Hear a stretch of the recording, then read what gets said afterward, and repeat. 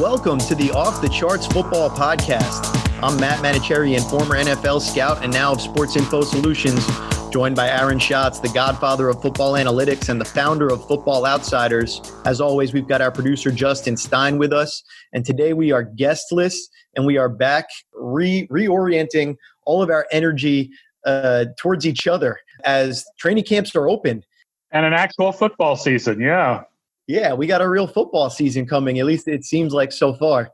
I'm really curious how cutdowns are going to work.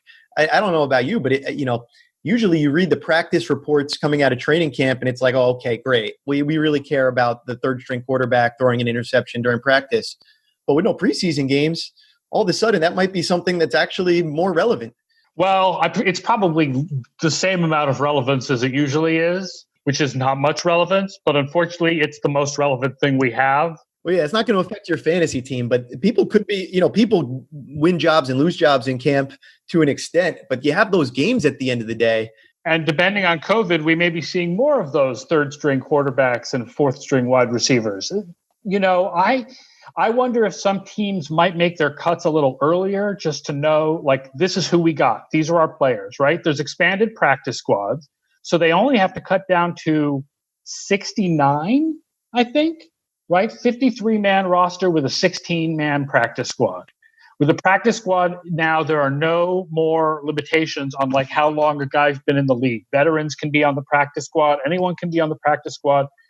The only thing is that they have to go through waivers and be available to any other team as you pass them down to the practice squad. So I wonder whether teams will do their first cuts a little early and get down to that 69 and then be like, these are our guys. But yeah, there's no preseason games to go by. All we have to go by are injuries, right? The injuries are still happening. Poor Dallas losing Gerald McCoy for the year. Yeah, tough one right there, right off the bat. And I know John Veros, our injury expert, he's been watching it in baseball as everybody's been coming back. I don't think he's been out on a limb predicting that this sort of thing could happen. More injuries than usual. Good news, I guess, on the COVID case count front, that seems to be down. So hopefully that stays that way. We haven't had any new cases. Like there haven't been new. The only one I can think of is John Ross was possibly someone near him was exposed. So he had to go on the COVID list, even though he didn't test positive himself. And then I think that's the only one. So far, so good for the NFL, keeping away from anything like what happened to the Marlins or the Cardinals in baseball. Yeah, I can't imagine in Seattle what happened where the undrafted rookie had a woman dressed up like a player trying to bring her into the hotel. You're not going to get away with that stuff this year. Yeah, I don't know when you get away with that. And it's easier for the NFL. I mean, it's going to be easier for the NFL to keep these guys safer. In college, where you have these college kids who want to go out and be college kids and mix with the other college kids, right? I mean, that's the biggest threat to college football is not the athletes themselves. It's like the other college kids. But in the NFL, I think these people are going to do a better job of keeping separate from the other people in their lives. And I don't think we're going to make it through the season without any outbreaks, but hopefully there'll be a lot fewer outbreaks. Yeah, hopefully we can get through it safely. And I'm with you on that one. All right, but enough of that. We did that stuff last week. Let's talk football now. And we wanted to talk about just a couple of little random topics. So why don't you want to kick it off with anything you want to discuss? Well, I thought it would be interesting to go through the top projected teams and the bottom projected teams and get your thoughts on which ones you think are most sort of subjectively likely to us to be completely wrong about. Like, which team do we think subjectively could be the big surprise, even if the numbers don't point to it? Because the numbers, let's be honest, the numbers don't usually point to the big surprise. That's why the big surprise is the big surprise, right? It's because it's a team that was really bad last year and maybe added a player or two, but you don't see how that suddenly turns into 10-6, and then it does. So it's interesting to kind of go through the bottom projected teams and say, okay, out of these teams, which one can you best tell the story of this is how they overcome a bad projection? So there are a couple of things that jump out to me.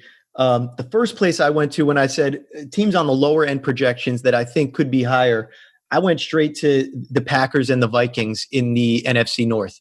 I think both those teams are legit. I think they're Super Bowl contenders. I think they have what it takes or better at the quarterback position. When you look at Aaron Rodgers, I think he had a better season than people discuss last year. I think there are a lot of things that were going on around him, and Total Points kind of agrees with this story that the offense's ills were not a lot of the times Aaron Rodgers' ills. So I do think that with some health and with some of the offseason moves that they've made, with more of a commitment to playing in 21 and 12 personnel, and what I think the direction that I want to go in there with an offense that looks more and more like what they're doing out in San Francisco. I like that team, and a lot of the same things you could say about the Vikings. I like Gary Kubiak. I like what that system does wherever it goes. I think it's a really strong way to run an offense in the NFL. So I don't think I'm shocking anybody by saying that I like those teams and I think they're legit contenders. But when I looked at it from top to bottom, those ones being on the bottom of the 50 percentile were two that definitely jumped out to me. Well, let me ask you about the worst teams, because I was thinking about the teams that are really like I don't think anybody would be surprised if it turned out we were wrong about Green Bay and Minnesota sinking back to mediocre. Because, yeah, I mean, the quarterbacks are really good there. But here are the 8 bottom teams in our projections as far as win projection. Denver, Jacksonville, the Giants and Jets, Cincinnati and Miami, Washington and Carolina. So those are teams that I don't think a lot of people are predicting any of them to be playoff teams this year. But if one of them would be a playoff team this year, which of those 8 teams would you think it would be most likely to be? When I look at that, I definitely don't love any of those teams to make the playoffs, but I do think there's a story that Denver could be that team. I think there are a lot of questions that I have about them, so I'm very reticent to predict that they would be doing really well. But with their receiver situation, the kind of weapons that they put around Drew Lock, if they can actually have a competent offensive line, I think they could be an overperformer team in my opinion. But I think that's slim pickings from that bunch there. I will say the bottom 3 teams, Miami, Washington, Carolina, I don't like any of those teams to make the playoffs this year, but I do think those are all strong arrow up teams where we're looking at them by the end of the year. And by this time next season, we're predicting them to be more close to the middle. I think all 3 of those teams are making decisions that are really moving in a positive direction after making years and years of questionable decisions. Yeah, I think out of the 8 teams that I mentioned, a few weeks ago, I would have said the Jets. Because I would have said the possibility of Sam Darnold taking a step forward, even though it's his 3rd year, not his 2nd. You know, he's so young and obviously messed up by the mono last year. And the Jets defense was better than anybody realizes from last year. The problem is the Jets then went out and lost their 2 best defensive players. So it's hard to get on any kind of Jets bandwagon, even a small percentage chance Jets shock bandwagon now that there's no Jamal Adams and no CJ Mosley there. The funny thing is, I think the one that's easiest to tell the story about is Miami. I think Brian Flores proved that he's a really good coach last year, or suggested at least that he's a really good coach. There's a lot of defensive additions that could make their defense take a big step forward from being the worst in the league last year. And Fitzpatrick could definitely be league average. They could put together a league average offense and defense and somehow manage their way to 9-7 in a down division. I don't think it's that ridiculous. Yeah, I'm with you on that one. I see them as arrow up. I'm looking at the almanac right now. The projected win total in there was 6.4.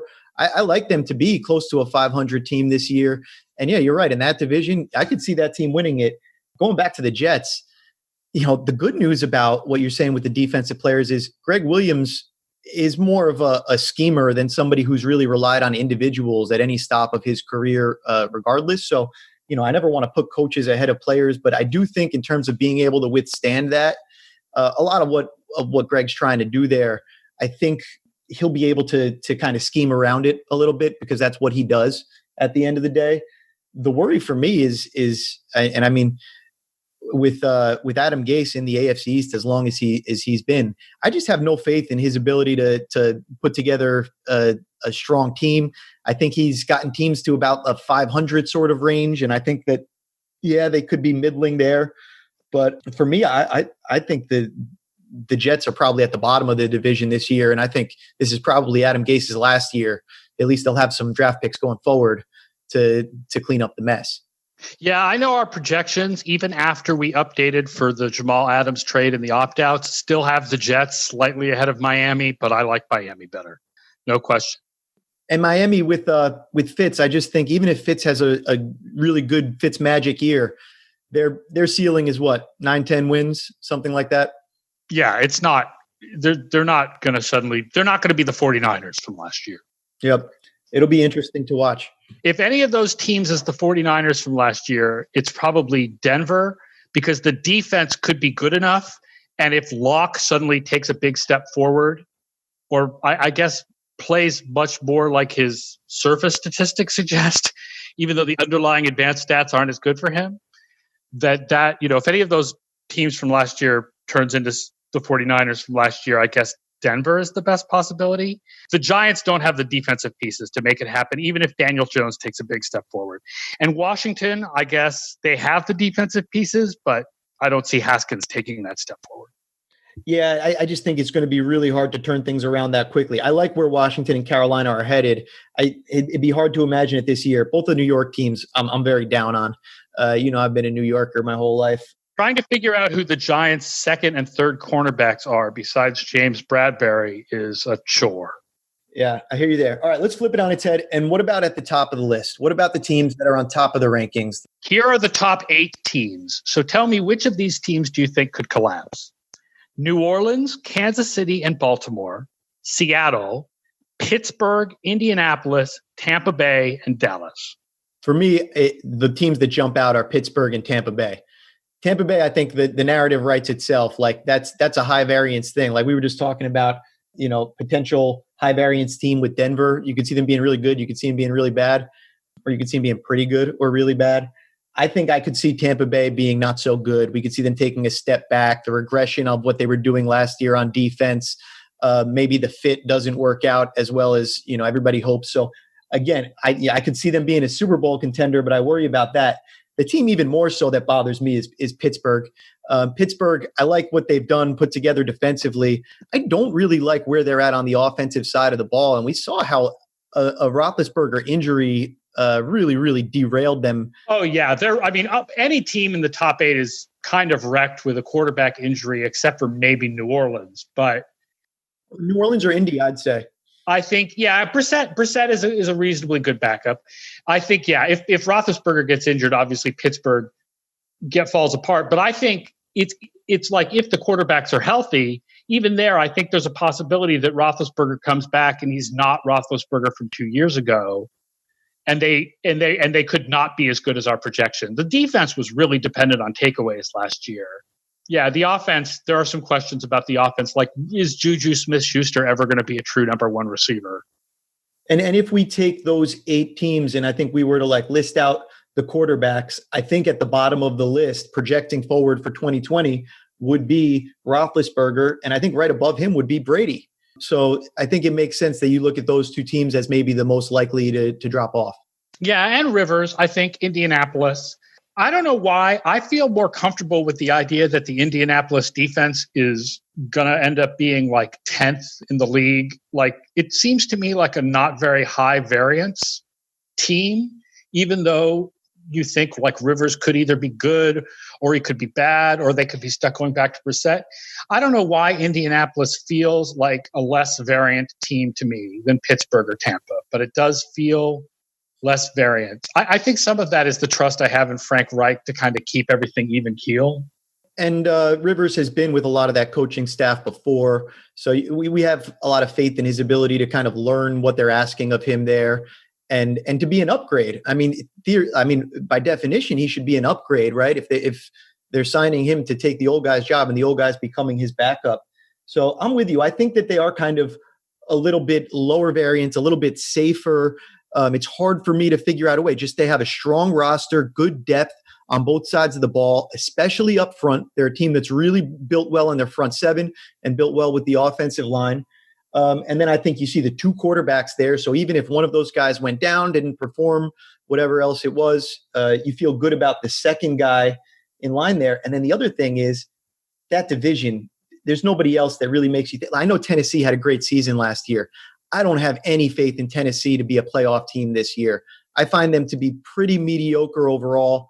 yeah, you can figure out if it went like it went last year, how it goes well for them. But that's a little bit lightning in the bottle, I think. Yeah, I mean, I think they'll be playoff contenders, but I think we're not going to see what we saw in the second half of last year and in the playoffs for 16 games. So I think another thing that matters for these teams is something else we were going to talk about today, and that is depth. Because you talk about reasons why Tampa Bay might collapse. If Tampa Bay gets hit with a lot of injuries, that is a team that has very little depth in a lot of important places. Like there's no backup edge rushers behind Jason Pierre-Paul and Shaq Barrett. There's basically no backup interior linebackers behind Levante David and Devin White. There's very little depth on the defensive line. There's very little depth on the offensive line. There's very little depth at wide receiver. Like imagine Chris Godwin or Mike Evans gets hurt. Like everybody they have behind them are like they're playing the 5'9" guy, the fast guy. Yeah. Yeah, Tyler Johnson or Scott Miller. They're slot receiver types. So that's a team that's going to be really dependent on staying healthy. Like the positions where they have depth are like tight end. I mean, I think they project to be in 12 personnel a bunch of the time, so maybe they can work it out with that. And especially if you kind of use O.J. Howard more like a wide receiver based on the way that you're splitting him out a lot of the time, I think you could scheme around it. But what you can't scheme around is a Tom Brady injury. Well, yeah, obviously the quarterback, they don't have a very good backup quarterback. It's Blaine Gabbert. Yeah. And I think looking around the league, I really look into that when I look at the depth discussion, because depth could play such an important role this year. Number one, like we're talking about the quarterback. So teams are separating their quarterbacks, trying to make sure that if one guy gets sick, the other guy won't get sick. We could see that being a thing. We'll see the typical quarterback injuries that we see every year, right? There were, I think, only 2 quarterbacks in the league last year that made it through all the games for their team without their backup coming in. I don't remember how many it was, but it's not many. So those are going to happen. So you got to look at that. And then looking at the full roster and really saying, okay, if there's a position group that goes down here, there, it's very hard to predict what that would look like. But the Ravens, to me, I think are really well built in terms of when you look at the full roster. We already talked about the Colts. We also talked about the Colts and Saints quarterback depth, where specifically if you had a Drew Brees or a Phillip Rivers thing, you feel good about Jameis Winston, Taysom Hill, whatever that situation is. You feel good about Jacoby Brissett. But the Ravens, I think also when you look around their roster, I think that they've got guys like the opposite of what you were talking about with the Bucs. They've got guys. Their offensive line has to figure out how they're going to respond to the loss of Marshall Yanda. Marshall Yanda has been one of the best offensive linemen in the game for a decade. But they've got like reasonable possibilities to replace him. Not at the same level, never at the same level. They've been drafting guys. They've been building a pipeline. So, and theoretically, if Orlando Brown wasn't just a product of Marshall Yanda last year and he can continue being as good a player as he was, then you look at them and you feel good about how they're built. So I like those teams. The Saints are a team that I keep talking about having great depth. Obviously at quarterback with Jameis Winston, but even in other parts of their team, like for example, the Saints, right? These are their 4th, 5th, and 6th off-ball linebackers. Zach Bond, the 3rd round pick, Nigel Bradham, right, who started in Philadelphia a couple of years ago, and Craig Robertson, who used to start in Cleveland. Like those 3 guys could be your starting off-ball linebackers. They wouldn't be the best group of starting off-ball linebackers in the league, but they wouldn't be the worst. And that's the backup. If Malcolm Jenkins goes down, there's DJ Swearinger. If one of the cornerbacks goes down, there's Patrick Robinson. If one of the offensive linemen goes down, there's James Hurst. Like there's a shocking amount of depth in New Orleans right now. Yeah, it's good. It seems that they're really building not just to fill their roster, but for the inevitability of injuries, which I think is really the way that you have to build in the NFL, and never more so than this year. I want to throw an interesting one at you. I was looking at Buffalo, and I was looking at the quarterback depth charts around the league, just thinking about who would feel good, who wouldn't feel good. And a Josh Allen injury in Buffalo, I think, would be one of the most interesting storylines that we could have this year, right? Buffalo is a real contender in the AFC East. We think you had them above the Patriots until the Cam Newton signing. Number 1 projected defense. Yeah, the defense looks great. If they lost Josh Allen, I thought, oh man, this team has nobody. What happens? We go to Matt Barkley. Is this Jake from State Farm? Taking over the team. And I thought, man, that doesn't inspire confidence. That could really derail their season. But then I also thought, in a way, a Josh Allen injury could be like a Drew Bledsoe injury type situation for them. If, say, Jake Fromm comes in and can perform well. I'm not saying Jake Fromm is Tom Brady. And I want to pump my brakes there, but maybe they've been so married in their minds to Josh Allen that it wouldn't be the worst thing if they saw what somebody else looks like as the trigger man. Barkley had a fluky great game 2 years ago. Like Barkley had to start 2 years ago and had a fluky, really great game. So, I mean, crazier things, I don't have very much faith in Josh Allen becoming a really top flight starting quarterback. I know Buffalo Bills Mafia will come at me for that, but I do think I'm not rooting for an injury, of course, either. And I don't love any of the skill sets behind him, but in a way you see guys there that probably bring a little bit more above the shoulders than he does. And that might be an interesting look for a team that's built so well on defense. But it's interesting because they don't bring anywhere near as much below the knee or whatever you would want to say, below the waist. That sounds wrong, but you know what I'm saying. Josh Allen gets a lot of value from running with the football, and Jake Fromm or Matt Barkley would not get that value. And so you'd have to change some of your expectations for what they get out of the quarterback position in Buffalo, because that's a big part of whatever positive value Josh Allen does bring. Yeah, we totally change. You go more of a distributor, like point guard type back there, as opposed to Josh Allen, who the value that he creates, like you're saying, it's happening with his legs. So I'm with you. Another team that I think has really good depth that could withstand injuries is the Eagles, which they've already had to the last couple of years, and they've already had to this year with the Brandon Brooks torn Achilles. But they were able to re-sign Jason Peters, and they've got like Matt Pryor, and they've got a couple of like offensive linemen around. And then, they don't seem to have great starting receivers right now, but they go deep with kind of good guys. Like the Eagles are deep with a lot of kind of good guys that you wouldn't want to start, but if you had to play them as backups, that's pretty good. Yeah, like they're above replacement level players. Like they've got, or they're replacement level, but they're not like below replacement level players. Right. It's an interesting concept. We've been talking about this a lot actually on the baseball side about how WAR works, and the concept of replacement level for, say, the Yankees this year and the Orioles is really different.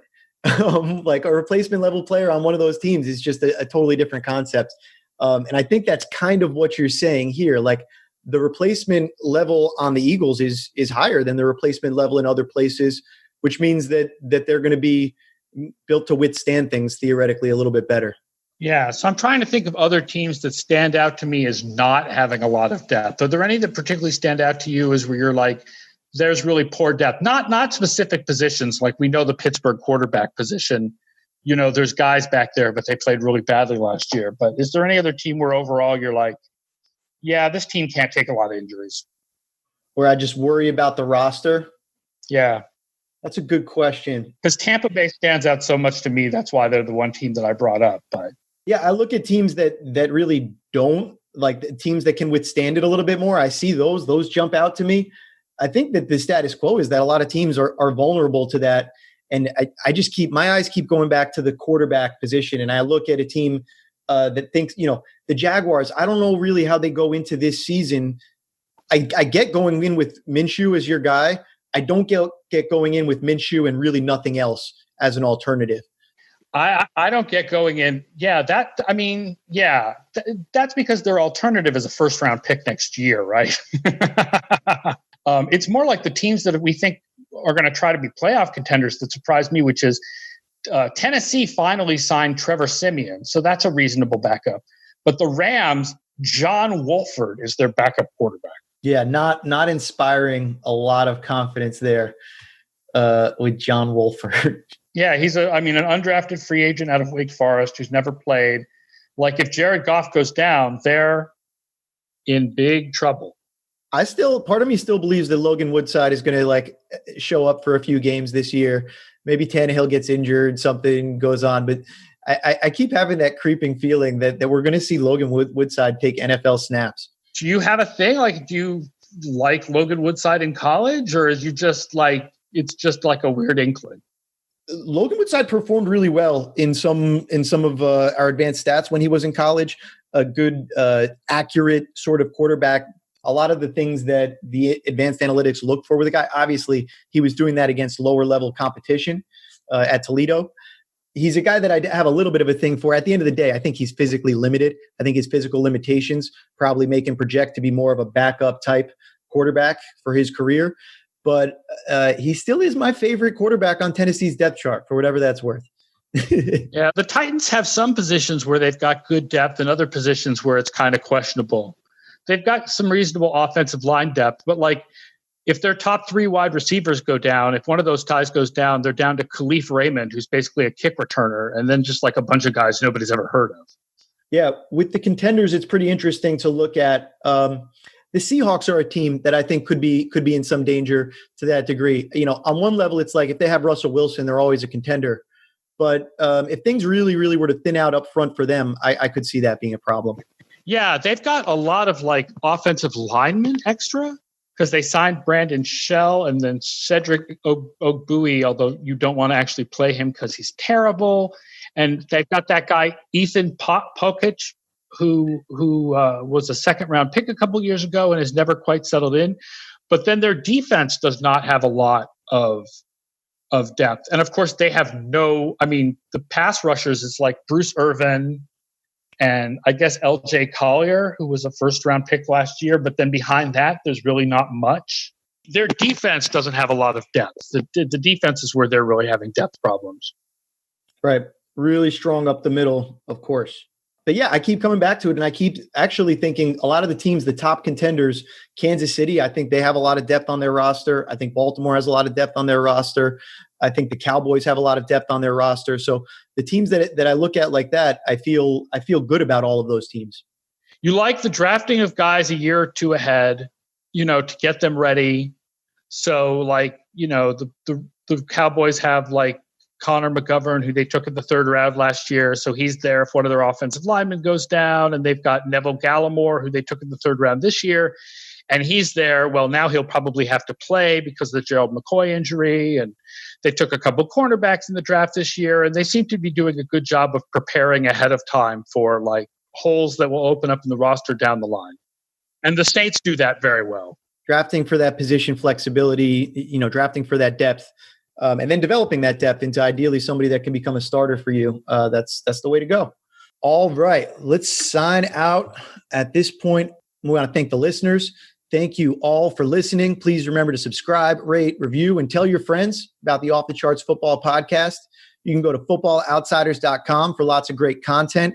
And you can follow Aaron and the guys at FB Outsiders on Twitter. Sports Info Solutions is gearing up for the season with our video scouts in training now. You can get a free trial of the SIS Data Hub Pro by visiting pro.sisdatahub.com. It's got all kinds of filters and advanced stats, more than you'll know what to do with. So check that out. A free week-long trial is yours. Don't forget to check out the Sports Info Solutions Baseball Podcast. On this week's episode, we had ex-Steelers and now Twins analytics head Karim Kassem on. He discussed one of his favorite players to work with during his time with the Steelers. My favorite athlete all time, that I think I had a chance to watch is probably Ryan Shazier. Ryan was one of our players with the Steelers. He was also our defensive play caller. And so a lot of the analysis that I was doing, it directly impacted what he was doing on the field, which is really cool to see. Incredible athlete for a guy in the middle of the defense to affect the game the way he did. Just as a fan, it was really pleasurable. But then also that personal connection, because I was working with him so closely, because he was this curious person that was picking up information as much as he could. For my co-host Aaron Schatz and our producer Justin Stein, I'm Matt Manocherian, and thank you for joining us for the latest episode of the Off the Charts Football Podcast.